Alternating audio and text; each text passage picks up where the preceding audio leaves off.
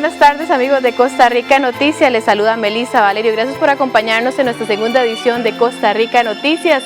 Hoy cargados de información, al igual que todos los días, y esperando los datos de COVID-19 que se generen a partir de la 1 de la tarde en conferencia de prensa. Invitarlos este viernes 10 de julio que también nos sigan a través de nuestras redes sociales, donde tenemos estas y otras informaciones. A continuación hacemos un repaso por nuestros titulares.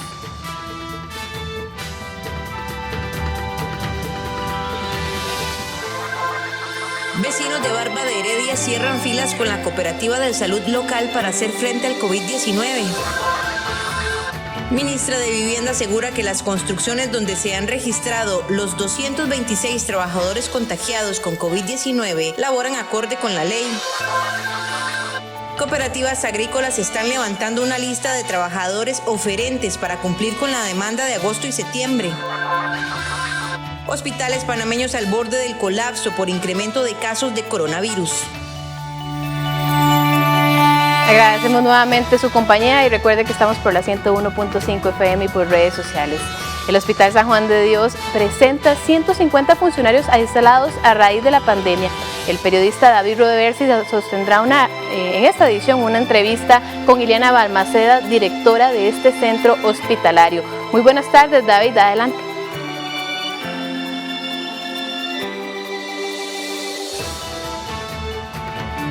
Gracias, buenas tardes a todos los que nos siguen a través de la pantalla de Canal 13 y por supuesto acá en Costa Rica Noticias. Esta tarde vinimos a hablar con la directora del Hospital San Juan de Dios, doña Ileana Balmaceda, para hablar un poco sobre la situación que se está viviendo en este centro médico, donde antes de la pandemia se atendían entre 6.000 y 7.000 personas diariamente y hoy es otro panorama totalmente diferente. Se ha empezado a dar un reacomodo de lo que son las camas debido a que ya pues lo que se tenía planificado en una fase ha cambiado debido al incremento de casos que se ha presentado en las últimas 2 semanas. La cantidad de funcionarios que acá se ha contagiado es bastante importante y bueno, también hay información relevante con lo que podría ser la compra también de contenedores para cuerpos que ya el Hospital San Juan de Dios podría estar tramitando y bueno, obviamente esperando que no lleguemos a utilizarlos, pero bueno, es una realidad que vivimos hoy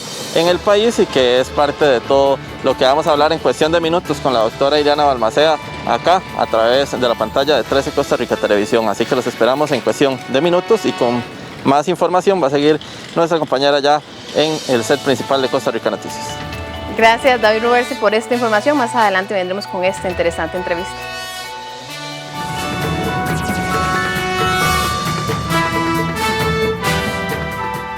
Y a las 12:02 del mediodía hacemos un repaso por cómo se encuentran las carreteras de nuestro país. Lo vemos a continuación en pantalla. Ustedes pueden observar la ruta 1, el sector del Castella, bastante fluido y un cielo por el momento sin lluvia despejado, así que mantener precaución porque en este momento incluso no se ven vehículos en la zona. Ahora nos trasladamos a Pavas por la Embajada Americana gracias a la señal de cámarasvialescr.com. Ahí vemos un poco más de vehículos en la zona, los que respetan el semáforo y los que vienen en vía, así que tener precaución. Y también vemos un cielo algo nublado, posiblemente esperaremos lluvias en horas de la tarde. Nos trasladamos hacia la ruta 27 con vista hacia Escazú. También fluidez en esta ruta a Caldera, vemos a las 12:03 del mediodía. Por último nos trasladamos a la rotonda de la Y, en este lugar al contrario que los demás vemos lluvia, calzada mojada, también bastante congestión vehicular tanto en el puente como en la rotonda, así que hay que tener mucha precaución porque cuando hay lluvia aumentan los accidentes. A las 12:03 hacemos nuestra primera pausa comercial, pero quédese con nosotros que tenemos mucha más información.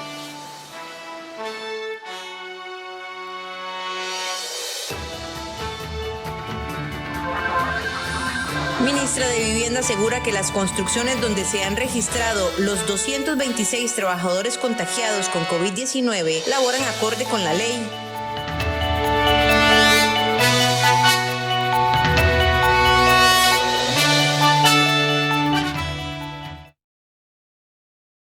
Esto es una joya y un crédito. Dinero al instante con el crédito sobre alhajas del Banco Popular. Una solución para momentos difíciles. Consúltelo aquí, Banco Popular. Uno de los elementos que se convierte en el futuro de la humanidad. Los malecos, siempre nosotros estamos pensando no lo que pasa hoy, sino lo que viene entre 50 años. Agua, nuestro tesoro frágil. Es un principio de los malecos de respetar la naturaleza. En Documentales UNED, el miércoles 8 de julio a las 9:30 de la noche y el sábado 11 a las 7 de la mañana y a las 4:30 de la tarde. Aquí en 13, Costa Rica Televisión. Para el BCR, su salud va primero. El BCR le enseña de forma rápida y fácil cómo realizar transacciones bancarias al utilizar sus canales digitales, bancobcr.com y app BCR Móvil. Ingrese al canal de YouTube del Banco de Costa Rica y encuentre diferentes tutoriales para aprender de manera muy sencilla a realizar sus transacciones más frecuentes. Por su seguridad y la nuestra, utilice los canales digitales del BCR. Quedémonos en casa. Somos el Banco de Costa Rica. AIA trabaja en 23 proyectos de emergencia para aportar más agua al área metropolitana. La inversión es de más de 31.000 millones de colones. Construimos nuevos pozos, tanques y mejoramos las tuberías. A la vez, avanzamos en la ampliación del acueducto metropolitano, una obra de cerca de $500 millones para el beneficio de 650.000 personas. Con su pago puntual, aseguramos el servicio, su salud y la protección ante el COVID-19. Un viaje por 200 años de historia, donde se entremezclan sociedad, política y economía. Diálogos del Bicentenario, con la conducción de Evelyn Fasher y destacados invitados de diferentes ámbitos del quehacer nacional. Todos los lunes a las 9 de la noche, por 13 Costa Rica Televisión.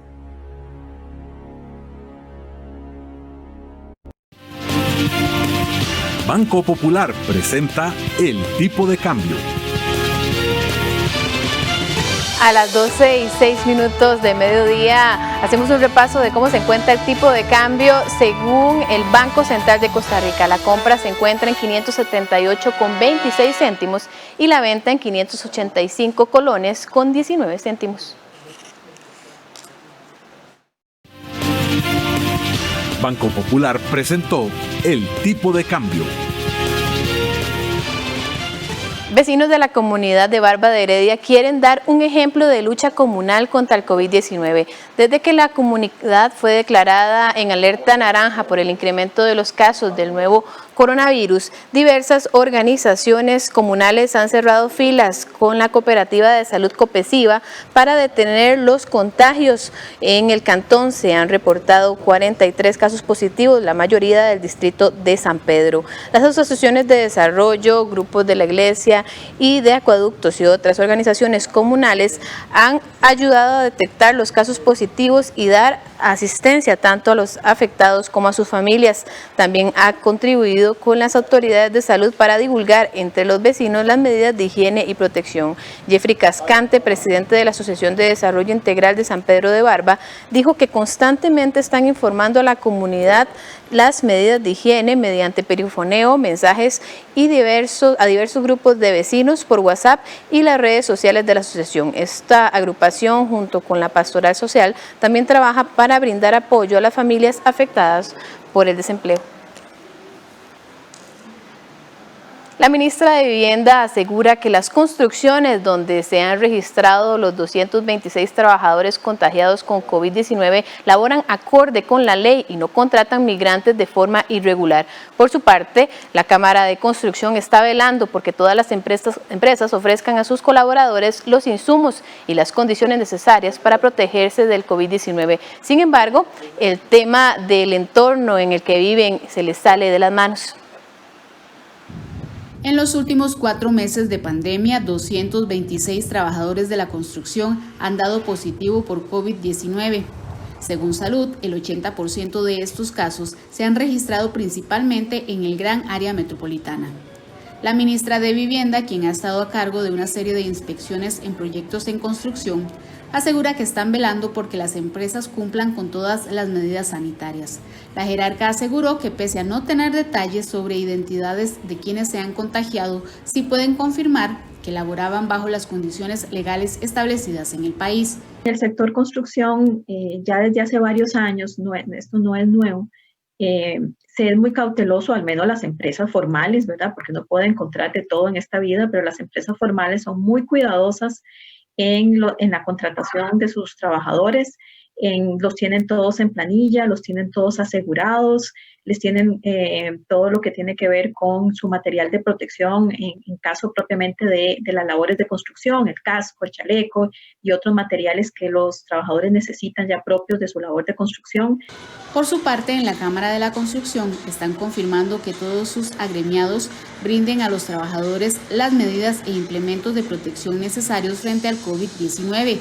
Sin embargo, aseguran que se les sale de las manos controlar sus entornos sociales, pues comparten espacios pequeños de vivienda con muchas personas y tienen contacto en autobuses cuando se desplazan a sus lugares de trabajo o viceversa. Desde la Cámara están apostando a un trabajo integral, capacitando a los empleados y buscando generar conciencia sobre la importancia de las medidas de lavado de manos, uso de mascarillas y otros que sean posibles dentro de sus espacios cotidianos. Tenemos un serio problema y es que, ya lo ha dicho el Colegio Federado, hay una gran cantidad de obras de construcción informales, o sea que no cumplen con los lineamientos país, posiblemente no pagan salarios mínimos, no tienen a la gente en la caja del Seguro Social, tampoco les pagan pólizas de riesgos de trabajo y posiblemente menos cumplen con ningún tipo de protocolo, ni siquiera el que estamos pues, hoy utilizando para la contención del COVID. Y otro gran problema que tenemos es el escenario en el que se mueven nuestros trabajadores una vez que salen de los centros de trabajo, ¿verdad? Muchos de ellos viven en zonas de gran hacinamiento o donde se están dando la mayor cantidad de contagios y eso es un problema porque nosotros no tenemos control sobre el accionar o el comportamiento de los trabajadores en sus horarios libres o los fines de semana. Las inspecciones se están haciendo en zonas decretadas por la Comisión Nacional de Emergencias como naranja y continuarán a cargo del Ministerio de Salud, Vivienda y el Colegio de Ingenieros. Como lo decíamos al inicio, el Hospital San Juan de Dios presenta 150 funcionarios aislados a raíz de la pandemia. Además, desde ya el centro hospitalario está gestionando la compra de un contenedor para cadáveres en caso de que se agrave la situación con el virus. El país presentó esta mañana la muerte número 26 por COVID-19. David Robertsi nos trae la información en una entrevista con la doctora Ileana Balmaceda, directora de este centro médico. Muy buenas tardes, David, nuevamente.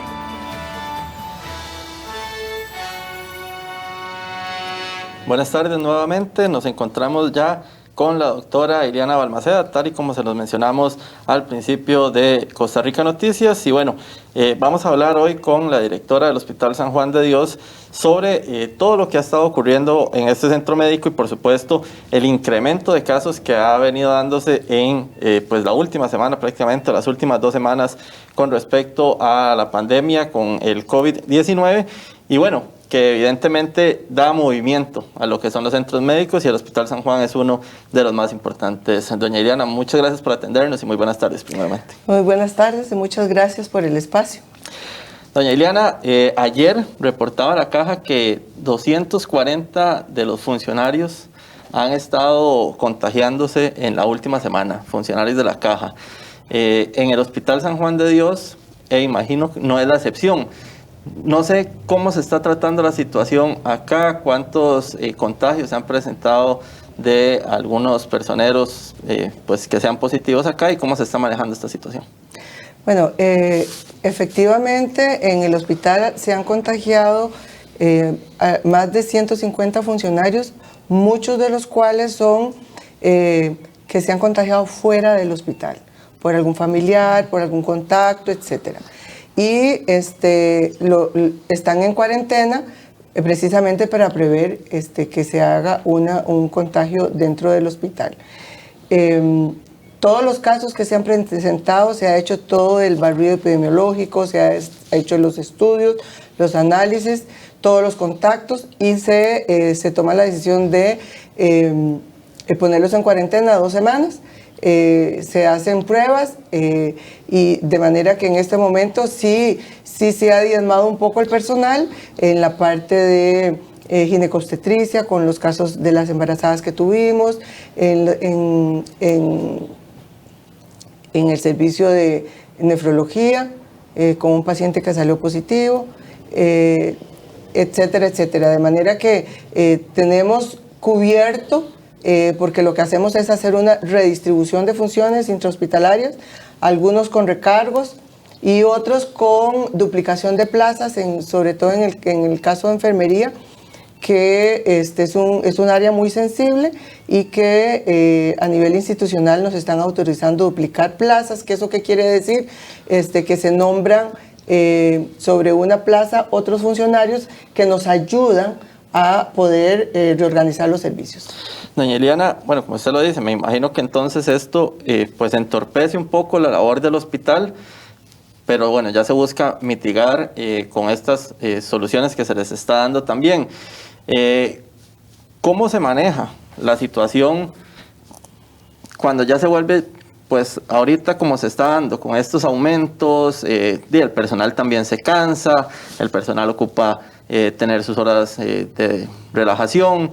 ¿Cómo se está manejando esta parte humana, digámoslo así, dentro del hospital? Bueno, vamos a ver. Esta pandemia nos ha vuelto a la parte de la prestación de servicio, en donde es 24 horas independientemente de todo lo que venga, porque es muy dinámico. Un día tenemos unos, otros días otros, se mueve un servicio, se coordina en el otro. Entonces siempre hay, día a día, hay situaciones que hay que resolver en forma inmediata. De manera que los funcionarios críticos, por ejemplo, cuidados intensivos, los intensivistas son fundamentales en este proceso. Entonces lo que hemos hecho es... ¿Y son pocos? Son muy pocos. Tenemos 4. Entonces lo que hemos hecho es poner 2 a atender COVID, nada más, y los otros 2 los cuidamos, ¿verdad? Para que no se infecten. Duran 15 días trabajando en COVID y después los cambiamos. De manera que si sale alguno positivo, no se contaminen eso. Sin embargo, hay muchas medidas en forma preventiva con el manejo del equipo de protección personal que nos ayudan a que los funcionarios no se infecten dentro del hospital. Por eso es que es tan importante que los pacientes, cuando vengan, sí digan efectivamente que han estado en contacto o con un sospechoso, con un positivo, porque entonces los protocolos de manejo de atención son diferentes. Doña Eliana, con el aumento que se ha estado presentando en las últimas semanas, cambian los protocolos del Hospital San Juan de Dios. Yo no sé, y tal vez usted sepa cuántas personas entran normalmente al Hospital San Juan de Dios, cuánta atención se da. No sé si esto cambia ahora con el aumento de casos. Vea, desde que se dio el primer caso, nos preparamos, toda la institución y el Hospital San Juan de Dios empezó a trabajar desde el inicio para reconvertir procesos de atención. De hecho, la visita a los pacientes hospitalizados no está permitida, ¿verdad? Se hacen videollamadas con trabajo social con los pacientes que no puedan comunicarse con su familia. Las consultas presenciales están disminuidas, únicamente se hace consulta telefónica, que sí se está abordando en todos los servicios.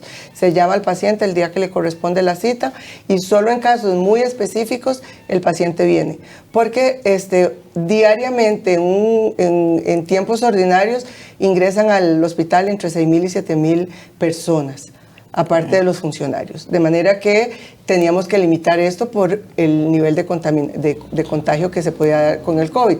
En este tiempo en donde ya se declaró transmisión comunitaria, entonces con mucha más razón los protocolos de ingreso han cambiado. En todas las puertas de ingreso tenemos un pre-triage donde se les toma la temperatura, se les toma algunos datos para detectar si existe algún dato sospechoso para enviarlo al área de triage que está en emergencias. Nosotros organizamos el triage con una carpa en el servicio de emergencias y ahí se hace el manejo y el abordaje de pacientes sospechosos o sintomáticos respiratorios diferenciados del resto de pacientes que puedan ingresar al servicio de emergencias. Después, sí se han disminuido las cirugías que no son emergencias, solo estamos operando cáncer, estamos operando trauma, emergencias, que cada una de las especialidades defina como urgencia.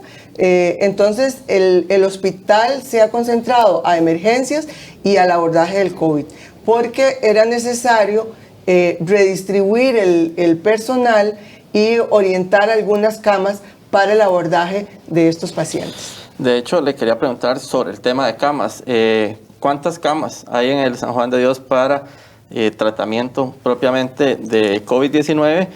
Y además entiendo que ya se ha tenido que empezar a hacer readecuaciones, que han tenido que movilizar pacientes, qué sé yo, de medicina, cirugía, para habilitar el salón de medicina y poder tener ahí tratamiento. Es decir, que ya lo que se tenía previsto se saturó. Bueno, vamos a ver.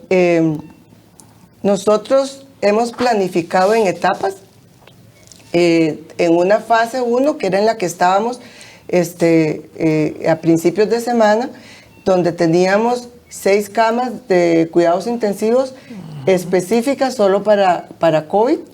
Ya hoy tenemos 8 pacientes en la unidad de cuidados intensivos, o sea que hemos tenido que ir pasando a la fase 2. Entonces, la fase 1 eran 6 camas de UCI y 18 camas en salón.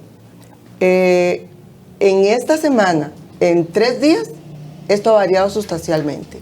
De manera que entonces pasamos a la fase 2, convertimos a 8 camas. Estamos en este momento con la posibilidad, el día de hoy terminamos de habilitar las otras 10 camas para que queden 16 camas UCI disponibles para la atención de estos pacientes. Y en el salón tenemos 30 camas. 30 camas para pacientes de cuidados moderados. Y una tercera etapa en donde se convierten 12 camas más a UCI, ¿verdad? Y se convertirían en salón a 42. Hemos estado haciendo modificaciones en los salones de medicina porque estamos concentrando en solo un área hospitalaria los pacientes COVID, que son en el área de medicina. Entonces, para poder ir reconvirtiendo camas, entonces hemos pasado algunos servicios de subespecialidades de medicina a los salones de cirugía que tenemos desocupados, precisamente para poder ir abordando esto, que ya ayer empezamos con este traslado de pacientes. Aunado a esto, la institución y la junta directiva aprobó el día de antier todo este proceso de reconversión y de hospitales no COVID que ayuden a los hospitales nacionales como pares para pacientes no COVID. En el caso del Hospital San Juan de Dios, es el Hospital de Heredia, en donde nos están ayudando con pacientes de los salones de medicina para continuar tratamientos allá. Son pacientes que no son muy complejos y además ellos están en la capacidad de atenderlos. Tenemos 20 camas disponibles en el Hospital de Heredia, de las cuales ayer pasamos 6. Hoy estamos en proceso de pasar otros 6. con el objeto de tener más espacio disponible para poder reconvertir. Doña Ileana, ¿se tiene contemplado realizar una zona de emergencia adicional a la que ya hoy se maneja en el Hospital San Juan de Dios? Y además, y pues ojalá esto no llegue a suceder, pero se está contemplando ya el tema de contenedores para tener cuerpos adicionales. Bueno, eso es una idea que se está planificando desde el nivel central. Nosotros estamos tomando las previsiones, digamos, para ver si es capaz con las tomas eléctricas, los espacios, pero estamos en proceso de planificación y evaluación de las áreas. Doña Ileana, ya para terminar, a esta hora o en pocos minutos estaremos conociendo las medidas que va a estar dando el gobierno con relación a todo lo del tema de la pandemia. Todavía desconocemos qué es lo que podría estar diciendo el cuerpo central que está haciendo esto, pero ¿qué mensaje envía usted al pueblo costarricense? Usted ha sido una persona que también ha estado al mando de la caja, que está en uno de los hospitales más importantes y que bueno, estamos viviendo un momento difícil y bueno, usted tiene toda la autoridad también para enviar un mensaje importante a los costarricenses de cómo debemos tomar estas medidas. Yo lo que le puedo decir a los costarricenses es que la institución y el Hospital San Juan de Dios estamos comprometidos para atender de la mejor manera posible. Hemos ido planificando para hacerle frente a esta pandemia, pero esto es apenas una parte para el abordaje. El otro 50% para la atención de la pandemia está de parte de la población, en acatar las medidas, en el distanciamiento social, en el lavado de las manos, de manera que esto es lo fundamental. Nosotros ponemos un 50% y la población un 50%, y depende de la población porque nosotros ya estamos preparados. Perfecto, doña Ileana Balmaceda, entonces directora del Hospital San Juan de Dios, quien nos hablaba pues de bastantes temas con relación a lo que es este hospital, que como ella decía está preparado, que tiene protocolos, que todavía inclusive ya se piensa en algunas otras fases, siempre en modo preventivo. Y bueno, es parte entonces de la información que tenemos. Con ustedes vamos a regresar de inmediato al estudio principal, que tienen muchísimo más. Muchas gracias a nuestro compañero David Roversi. Muy importante contextualizar la situación que están viviendo los hospitales de nuestro país, no solamente el San Juan de Dios, sino el Calderón, el México, que son los principales del área central y los que tienen en este momento la mayor cantidad de unidades de cuidados intensivos. Así que a darle seguimiento a estos temas. Y cambiando de informaciones, este viernes en nuestra sección Animales en Libertad le presentamos al oso con anteojos. Las manchas en el rostro de cada mamífero son únicas y es el equivalente a las huellas digitales de los humanos. Esta especie única en América del Sur no acostumbra invernar.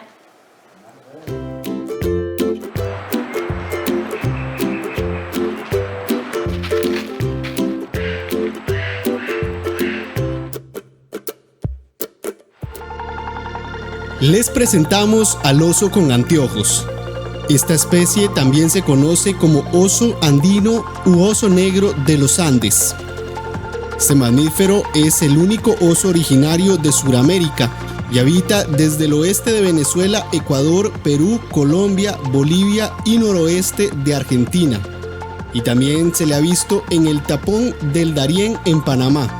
Lo más característico de esta especie son las manchas blancas o amarillentas alrededor de sus ojos, y de ahí se deriva su nombre. El macho pesa entre 80 y 130 kilos y la hembra 60 kilos. Son solitarios y de hábitos diurnos, crean sus propios senderos para caminar y se comunican con arañazos en los árboles y con sus feromonas. Le encanta el agua y sus garras le permiten ser un buen trepador. Para aparearse la pareja debe aceptarse. Pasan máximo 2 semanas juntos y tras copulaciones frecuentes se vuelven a separar.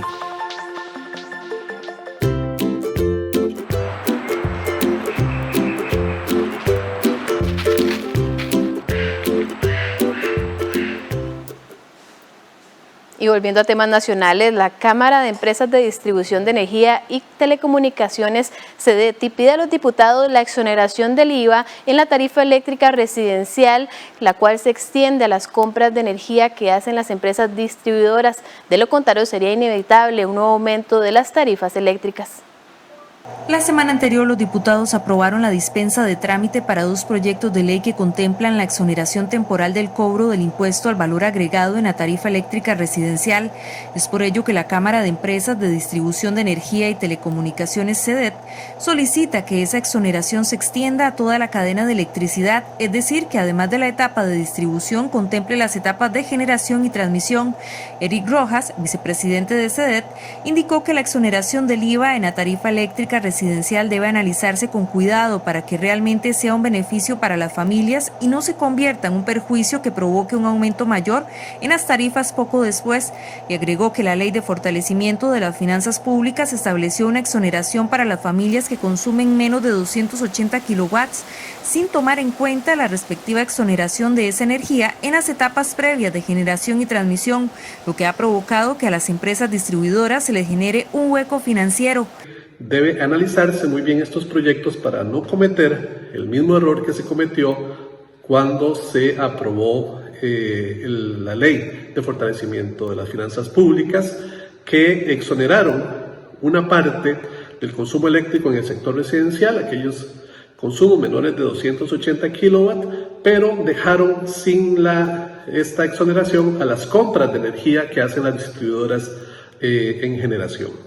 Eso crea un hueco financiero en las distribuidoras, lo cual se refleja en aumentos de tarifas, no solo para los que estaban exonerados, sino para los que no estaban exonerados, les aumentan las tarifas y se generaliza en todas estas. Rojas considera que lo grave es la imposibilidad de recuperar la totalidad del IVA pagado en generación y se convierte en un costo que se traslada a las tarifas de todos. Por ello piden a los diputados que consideren extender la exoneración del IVA en la cadena completa de la electricidad en los proyectos de ley que promueven, porque de lo contrario advierten que serían inevitables aumentos generales en el recibo de luz para el sector residencial. En medio de una agudización de la pandemia, en Costa Rica, esta información la tendremos después de una pausa comercial que vamos a hacer a continuación con ustedes. Ya volvemos.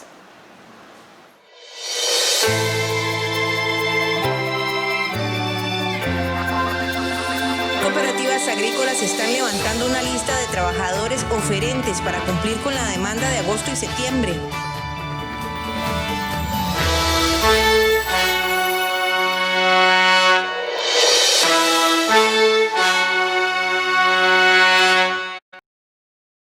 Para el Banco Popular, bienestar significa que usted sienta tranquilidad. La tranquilidad de usar nuestras tarjetas con tasas bajas, cómodas cuotas, disponer de más tiempo y una amplia red para pagar, hacer compras seguras por Internet, BP tasa cero y puntos. Y porque bienestar significa tranquilidad, si compra con nuestras tarjetas participa por 30 premios de 200,000 colones para compra de víveres. Banco Popular y de Desarrollo Comunal. ¿Qué hace Raxa? Raxa desarrolla tecnología que aporta progreso y bienestar al país. Crea servicios innovadores hospedados en la nube, soluciones de Smart Cities, transformación digital y plataformas digitales para las empresas. Todo gracias a su personal especializado, con asesoría y soporte técnico calificado para sus clientes. Eso hace Raxa. Para el BCR, su salud va primero. Evite el contacto al pagar. Utilice la pulsera o el sticker para compras del BCR de forma rápida y fácil, sin contacto. Solicítelos a través de bancobcr.com y en la app BCR Móvil, completando el formulario electrónico. Por su conveniencia y seguridad, utilice la pulsera o el sticker para compras del BCR. Somos el Banco de Costa Rica.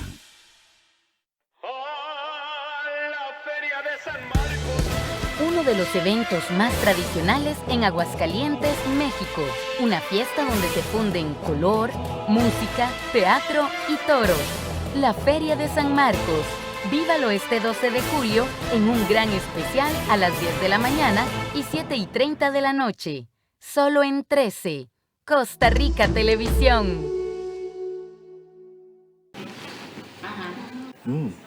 Ahora todo es más simple en la página del banco. Todo es más útil al entrar al sitio web. Es más simple, intuitivo y con un ritmo adictivo. Es música para mis oídos. Gracias por continuar con más de Costa Rica Noticias y como decíamos anteriormente, en medio de una agudización de la pandemia en Costa Rica, el sector agro del país debe sortearse entre conseguir la mano de obra necesaria para las cosechas de los próximos 6 meses y mantener a los trabajadores agrícolas en condiciones óptimas para cumplir sus labores sin arriesgarse ante el COVID-19. En Copeatenas, por ejemplo, están levantando una lista de trabajadores oferentes para cumplir con la demanda de agosto y septiembre en Puriscal y Atenas. El sector agropecuario del país está preocupado porque tienen encima la cosecha de café en Cotobruz y San Vito y de momento solo cuentan con los 12,000 indígenas panameños que están laborando con un permiso especial de migración y extranjería. Según Juan Rafael Lizano, presidente de la Cámara de Agricultura, solo en estos sectores necesitan 80,000 personas diarias para solventar la demanda. En medio del aumento exponencial de nuevos casos por el COVID-19, este sector debe enfrentarse no solo a conseguir mano de obra con las fronteras cerradas, sino a evitar que los trabajadores que están se contagien o propaguen el virus. Esta tarea es difícil debido al entorno social en el que viven muchos de estos trabajadores agrícolas. Hay una cosa que hay que aclarar, que eso debe quedar muy claro. Cuando usted contrata a una persona de afuera y le da trabajo, le está dando trabajo y pagando todo lo que se pueda pagar en cuanto a todo lo que el Código del Trabajador existe, o el Código del Trabajo, pero usted no sabe dónde vive la persona. Los que contratan en construcción, por ejemplo, que es lo que ha pasado y eso es lo que está más fuerte, ellos contratan a la persona y le pagan todos sus seguros y todos sus derechos laborales, pero no saben dónde vive, ¿verdad? Y cuando yo digo quédate en tu casa, me parece que es para los que tenemos casa, tenemos espacio, tenemos lugares donde vivir, pero ese quédate en tu casa para un espacio reducido donde viven familias con solo un callejón dividido y en cada casa hay 12, 15 o 20 familias, me parece a mí que es muy difícil y me parece que allí, y ya se está viendo, que es en las cuarterías donde está el problema, igual que hubo en algunos lugares de la zona norte, era en cuarterías donde estuvo el problema, no en las fincas.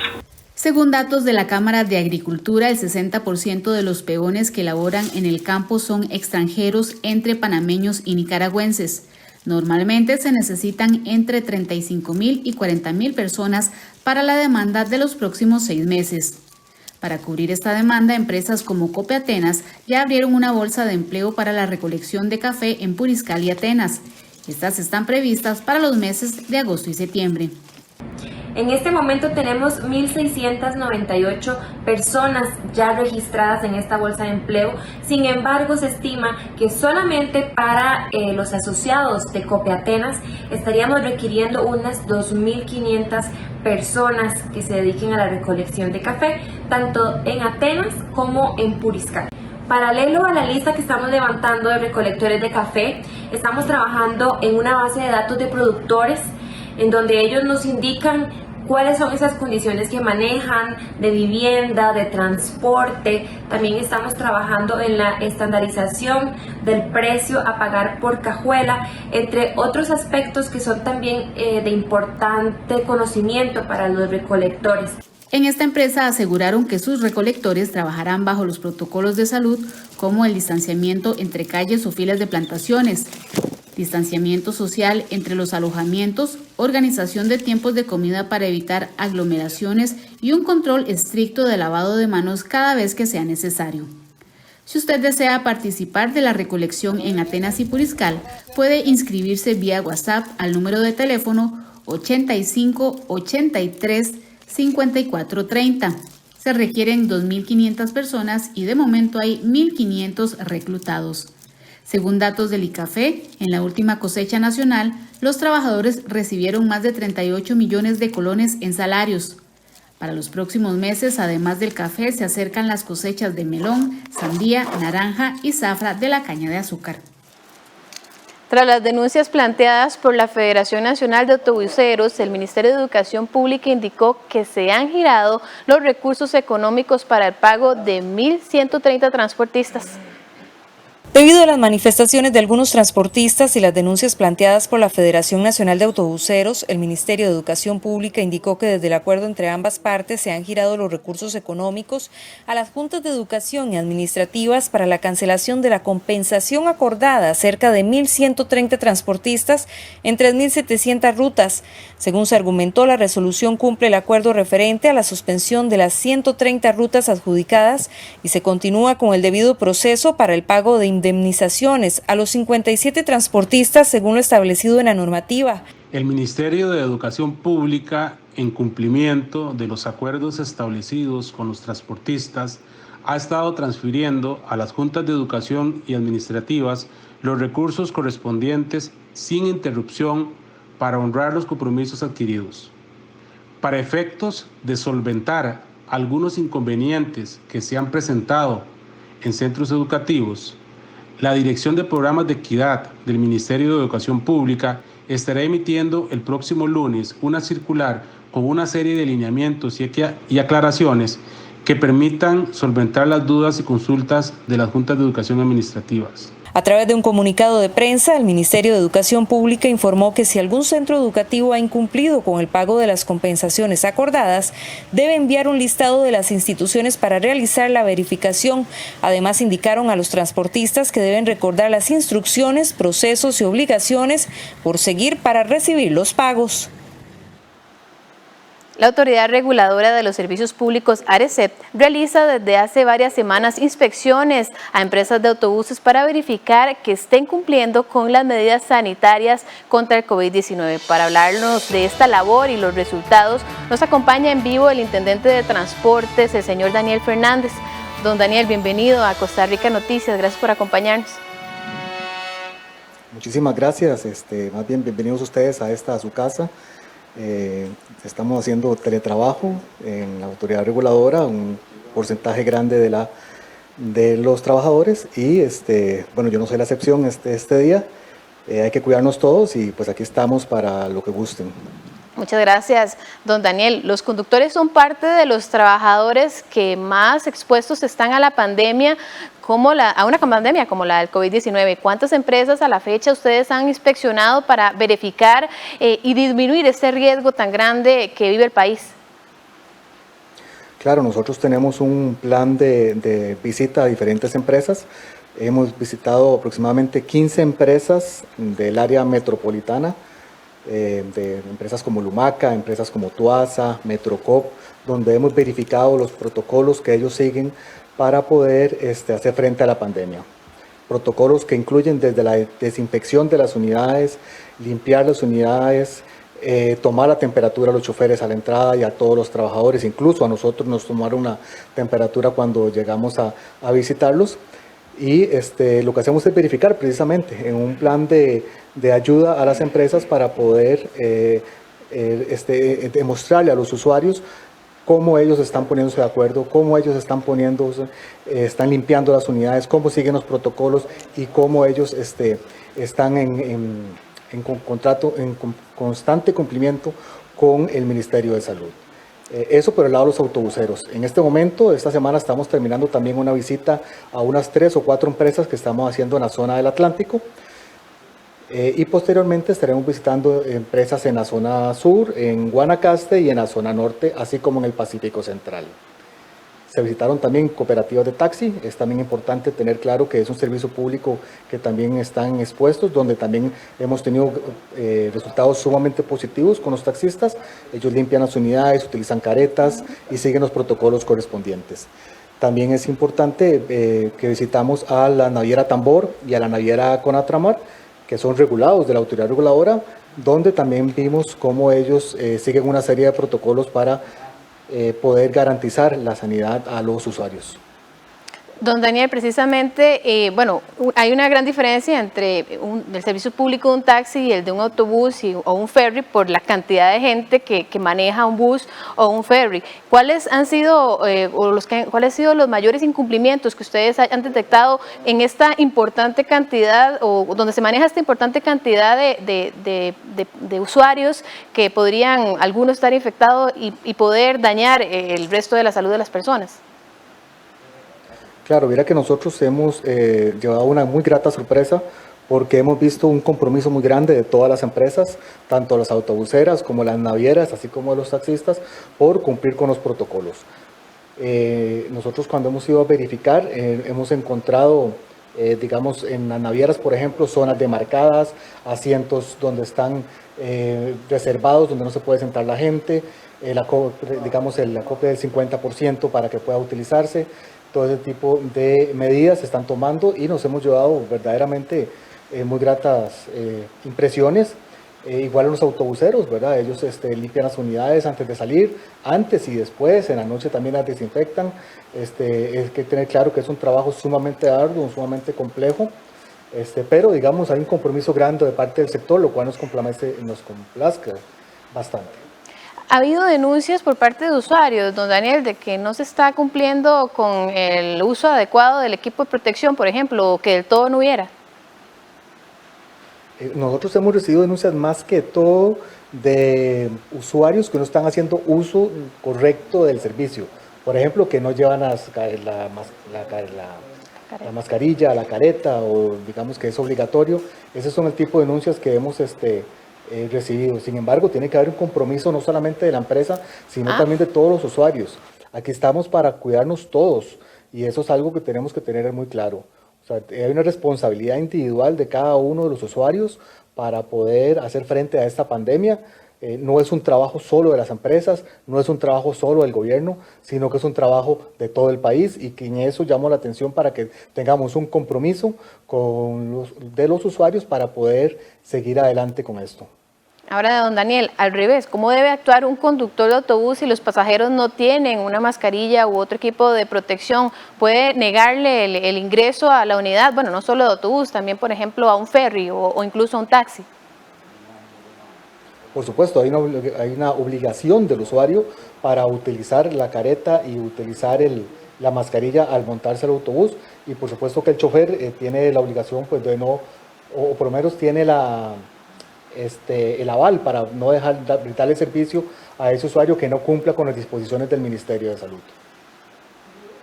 Y en caso, por ejemplo, mencionar, en otros países ha habido agresiones a choferes por este motivo. Incluso hace algunos días en redes sociales se veía donde una mujer, en donde se le pidió que se pusiera la mascarilla, escupió, llenó de saliva la esponja del chofer de bus. En este caso, ¿existe alguna relación o alguna forma en que los choferes también puedan poner la denuncia o incluso llamar a la fuerza pública si se vuelve alguna situación un poco compleja, don Daniel? Claro, ese tipo de situaciones son sencillamente lamentables.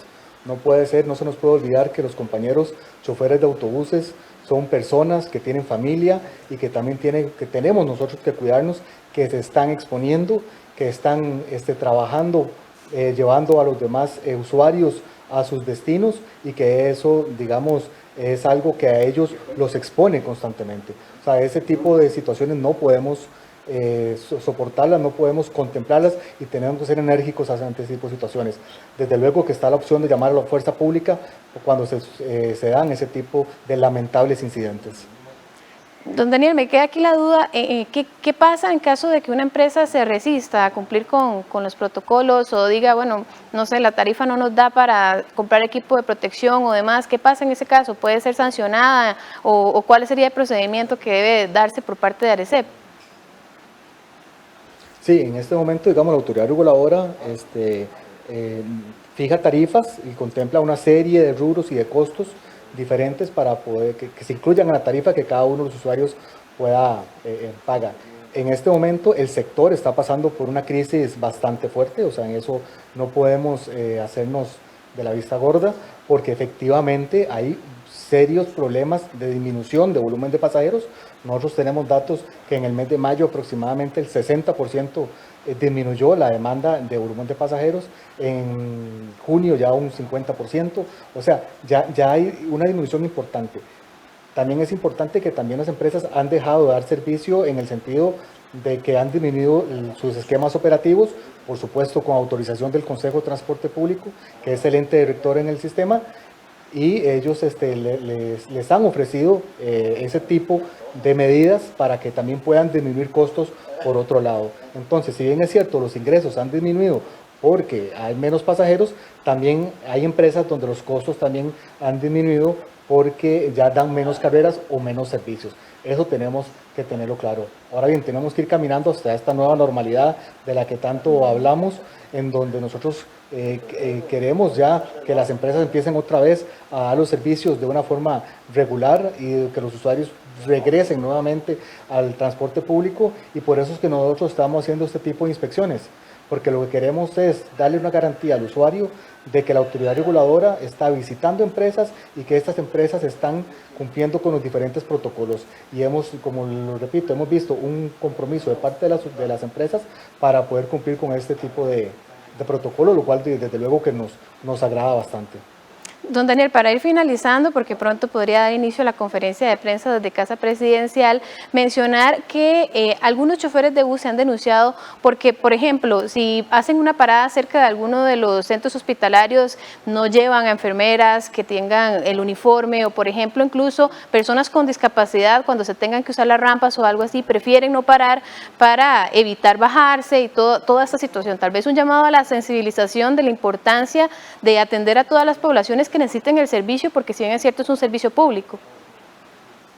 Claro que sí, o sea, tanto es reprochable la actitud de un usuario que hace lo que hizo, lo que hablábamos ahora, que maltrata a un chofer o que trata de contaminarlo o de amedrentarlo, como la actitud de un chofer que no da o no para donde tiene que parar, donde no cumple con su trabajo, donde no sigue con la ruta que tiene que seguir, que ya está estipulada, y donde no monta, digamos, a los compañeros del servicio de salud, que al igual que ellos están en el centro del huracán, donde están, digamos, ellos exponiendo también su salud y la de sus familias.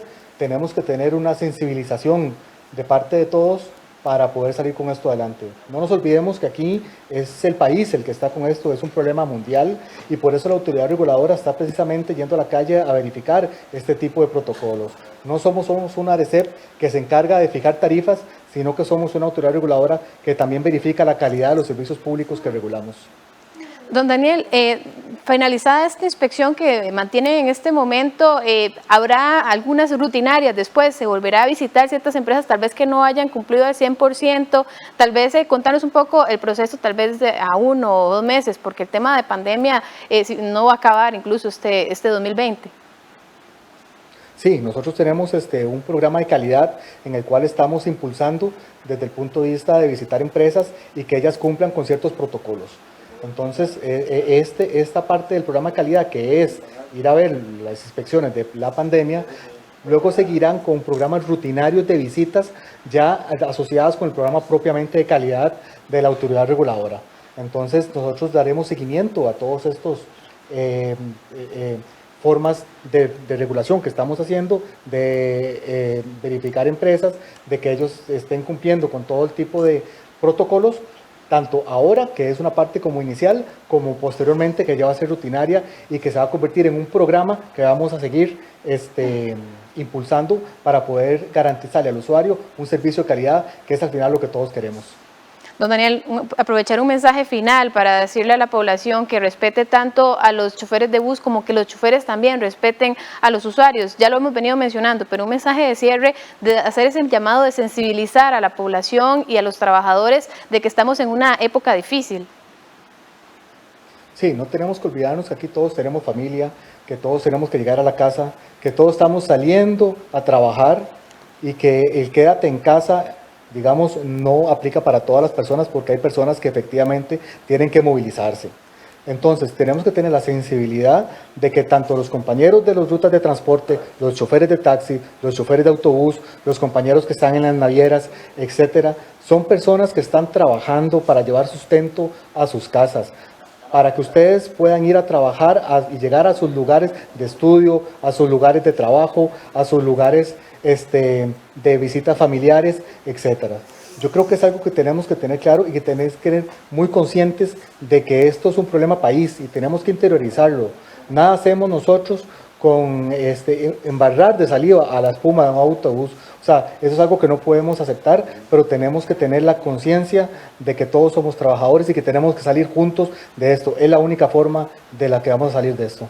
Muchísimas gracias a don Daniel Fernández, quien es intendente de transportes de la Autoridad Reguladora de Servicios Públicos, ARECEP, que nos acompañó esta tarde, este mediodía, para hablar sobre esta situación que nos afecta a todos. Muchas gracias, don Daniel. Mucho gusto. Y bueno, en Costa Rica Noticias también nos unimos a este llamado de respeto tanto a los trabajadores que tienen que llevar el sustento a sus casas como quienes tienen que usar este servicio para que pueda haber una mejor relación y un mejor contagio o limpieza para que no haya más COVID-19. A esta hora hacemos una pausa y enseguida volvemos.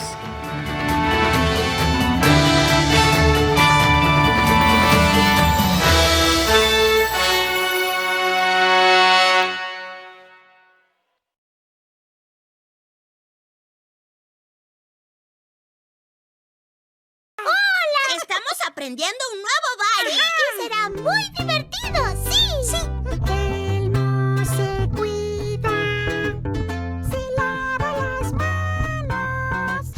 Uy, creo que alguien necesita un baño. No, profesor. El cerebro no necesita un baño. El cerebro se mantiene saludable si leemos libros, o si resolvemos acertijos, o si comemos comida saludable. ¿Cuántas veces más quieres que cuente el cerro? ¡Ninguna! Son 0 veces más las que quieres que cuente hasta 0. Sésamo, de lunes a viernes a las 10 de la mañana. Aquí en 13, Costa Rica Televisión. En nuestro espacio Arte 13, inauguramos el Festival de Ópera Online con la prestigiosa obra de Verdi, La Traviata.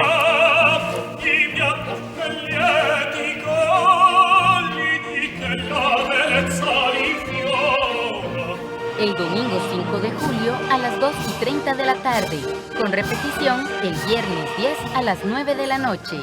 En 13, Costa Rica Televisión. Ya me acostumbré a estar sola. La soledad, te digo una cosa, la soledad a mí me ha estado quebrantando mucho. Las ganas de vivir de diferentes maneras es lo que une nuestras historias en 17 años estoy pescando en el mar solo. A las 9 de la noche, con repetición los domingos a las 11 de la mañana, aquí en 13, Costa Rica Televisión. Que eso de los proyecticos no cayó muy bien. Migaja, proyectos migaja, dijeron. Somos feitos pero eficientes. Feitos, hable por usted. Primera regla de oro. Nunca nos sentamos con la competencia. Nunca. Pues estos cálculos no están mal. ¿No? No. Están pésimos. Ay. Goce con esta serie colombiana los sábados a las 7:30 de la noche. Solo en 13, Costa Rica Televisión. Me lavo las manos con agua y jabón, con agua y jabón, con agua y jabón. Porque la limpieza, dice mi mamá, que es una belleza y salud nos da. Por arriba, por abajo y entre los deditos. Me lavo las uñas y las muñequitas. Por arriba, por abajo y entre los deditos. Con agua y jabón, con agua y jabón. Me lavo las manos con agua y jabón.